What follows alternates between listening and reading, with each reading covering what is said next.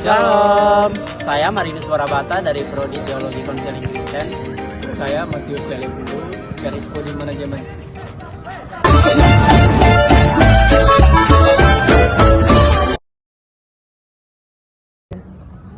Hari ini saya akan mewawancarai teman saya Marinus seputar pengetahuan pendidikan kewarganegaraan. Yang pertama, mengapa pendidikan kewarganegaraan dianggap penting dalam membentuk karakter dan identitas bangsa Indonesia? Oke, karena dia berfungsi untuk menanamkan nilai-nilai dasar dan yang berkaitan dengan hak dan kewajiban warga negara Indonesia. Pendidikan kewarganegaraan ini sangat membantu membentuk karakter yang mencerminkan identitas bangsa Indonesia seperti toleransi, gotong royong, dan cinta tanah air. Oke, kita akan masuk ke pertanyaan yang kedua. Bagaimana cara menjaga identitas nasional Indonesia di tengah derasnya arus globalisasi, budaya, dan informasi? Oke, ada beberapa cara yang bisa kita gunakan. Mari kita lihat cara yang pertama yaitu menggunakan teknologi informasi untuk menyebarluaskan nilai budaya Indonesia secara positif. Dengan salah satu contoh yaitu media sosial. Kita gunakan hal itu untuk menyebarluaskan nilai-nilai sehingga nilai Indonesia itu yang secara positif. Terus yang kedua, kita mendorong masyarakat untuk bangga menggunakan produk lokal dan mendukung industri kreatif dalam negeri. Ya, jawaban yang sangat luar biasa. Kita akan memasuki pertanyaan yang ketiga, yaitu apa peran utama lembaga negara dalam menjaga keutuhan dan kedaulatan NKRI? Oke, peran utamanya itu adalah perubahan Undang-Undang Dasar tahun 1945, terutama melalui amandemen telah membawa sejumlah signifikan dalam sistem pemerintahan Indonesia.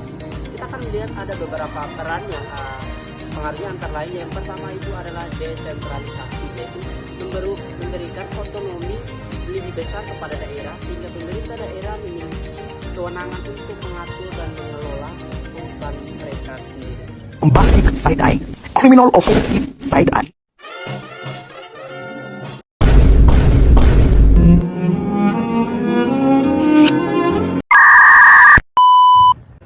Oke, kita akan masuk dalam pertanyaan keempat.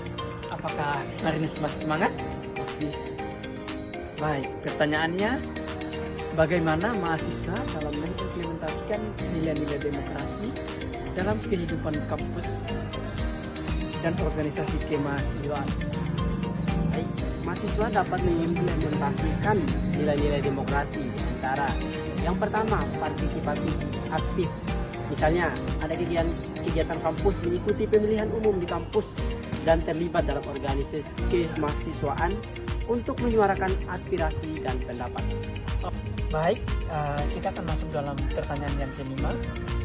Pertanyaannya, bagaimana strategi pemertahanan integrasi nasional dapat diimplementasikan di daerah-daerah yang memiliki konflik sosial tanpa melanggar prinsip demokrasi dan hak asasi manusia? Strateginya adalah melalui pendekatan dialogis dan partisipatif, bukan represi.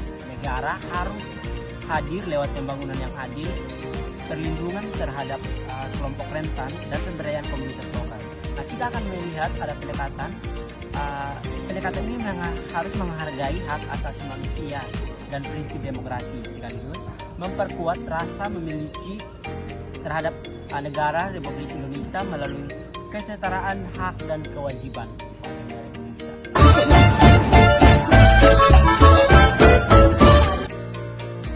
Baik, kita akan masuk dalam pertanyaan yang kelima.